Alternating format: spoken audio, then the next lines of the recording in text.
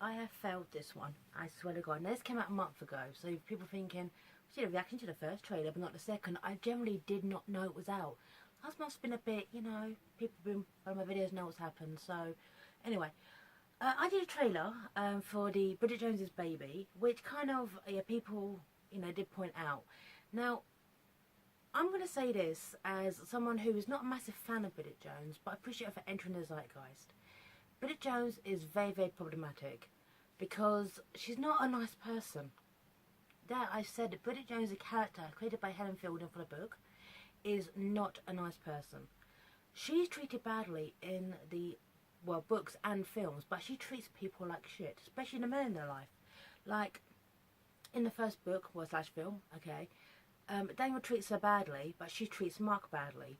In the second film, okay, let's go in for the films here, okay, in the second film, she has such insecurities over her relationship with Mark that it borders on ridiculous. She has this issue that Mark would cheat on her with the lovely Rebecca, and Mark is, well, he basically says he won't, and at the time he's protecting Rebecca's secret because she's gay. And this was in the 90s when, you know, this may sound strange to contemporary viewers, but back in the 90s and into the early point of the millennium, it was a big deal. It sounds really, really strange right now, but there's a show called Will and Grace, which was a trailblazer because it was the first male out lead, well, American male out lead at the time.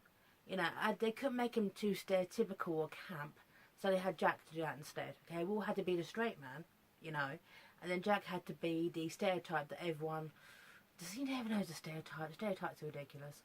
Then there's someone like Bridget Jones. Now, Bridget Jones, oh, she's dated. Now, she is this, you know,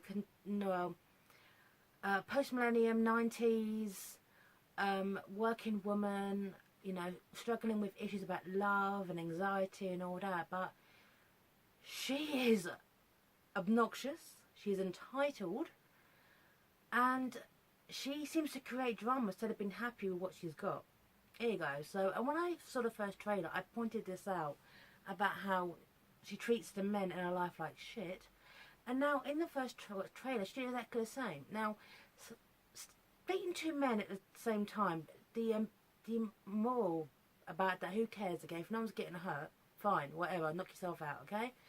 However, falling pregnant, and you don't know who the father is, with two guys who absolutely adore you and want to do the right thing, means one of these guys is going to be broken-hearted.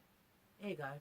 Now, Bridget is the kind of person who likes to make herself a victim all times. She's not happy. She's agonising about her weight, even though in the book she's borderline anorexic, by the way.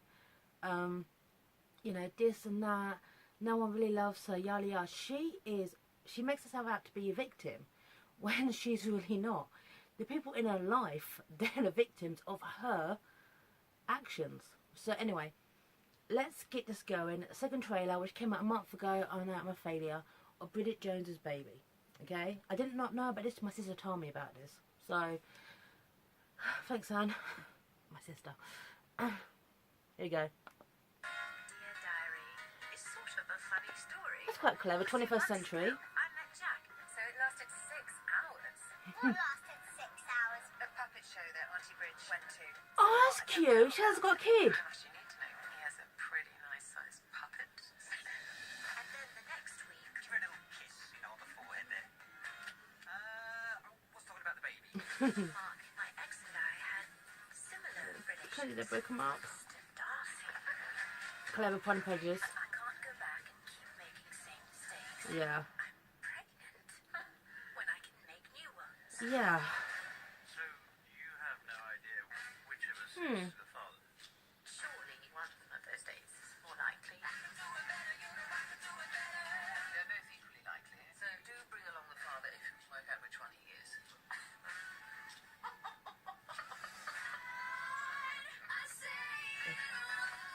better or worse, fate has brought us together. Both of you, stop it. It's a nice song, I like this. Thank you. I brought you super juice. Oh, Let me carry that for you. thank you. Can I carry your phone?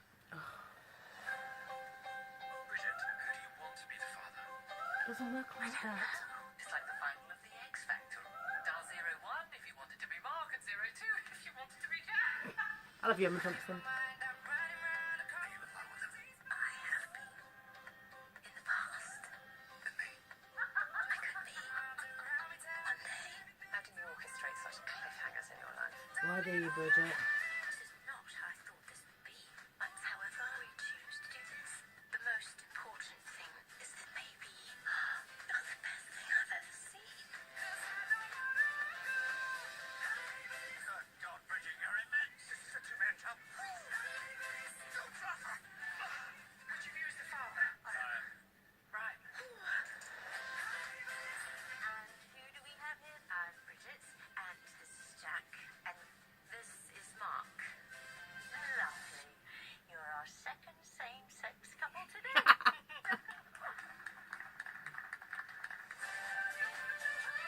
Obviously.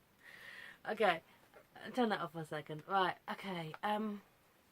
There was the problem with this film. Now, the whole idea, and this is based on the these articles I put in the Telegraph that were good off, where Bridget does actually sleep with both Mark and Daniel, and yeah, Mark is devastated. The baby turns to be Daniel Cleaver's.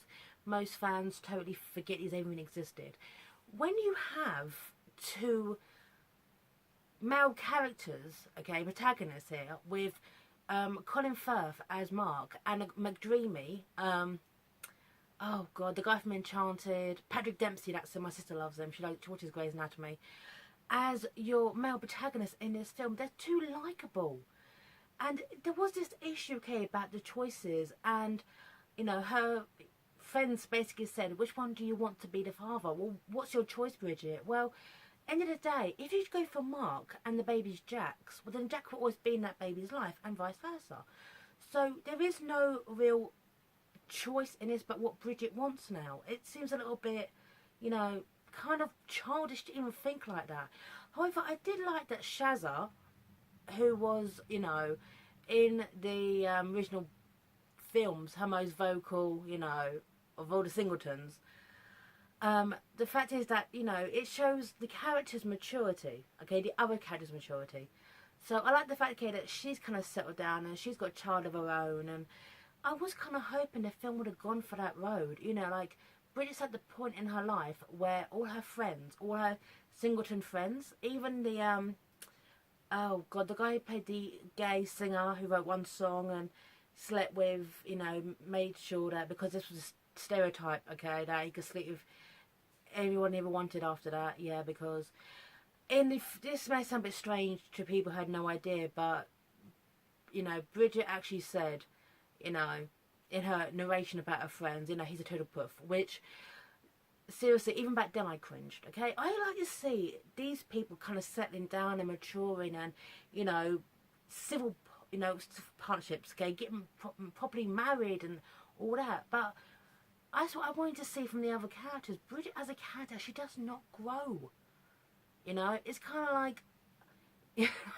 she has these moments of maturity, but they don't seem to last, and I think it's kind of tragic that this kind of cliched, who's your daddy, and yet we're supposed, as an audience, to make the sympathy with Bridget. But yet, if a woman who treats two men quite badly, playing who's her daddy, knowing that one of them will be heartbroken, okay, about her choice, how can we sympathise with Bridget Jones now? I certainly can't. I never really did, because, you know, when you hear someone middle class living in quite a posh house whinging about her lot in life, and I'm thinking, yeah, yeah, no, okay, I really don't get it, okay.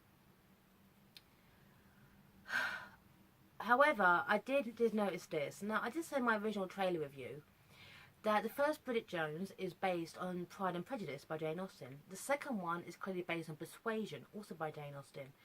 Now, there's that bit, first of all, Hein Emma Thompson, okay, it's Sense and Sensibility. I just got that. Maybe because there's that, you know, she's been carried, and if you watch Sense and Sensibility, which is written by Emma Thompson, not the film that was written by Emma Thompson, Colonel Brandon carries Kate Winslet's characters, is it Eleanor or Marion? Whatever. yeah, so I'm getting Sense and Sensibility from this one, okay? Just as I'm going there.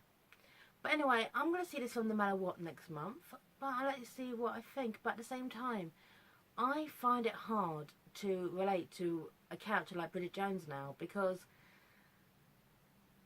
as a woman in her 40s, she should have behaved way more maturely than she is now, and there is this element of kind of victimhood surrounding her, you know, especially with her choice in what to make, and it doesn't work like that. Renee Zellweger looks really great though. Okay, so sign off. Take care. Bye now.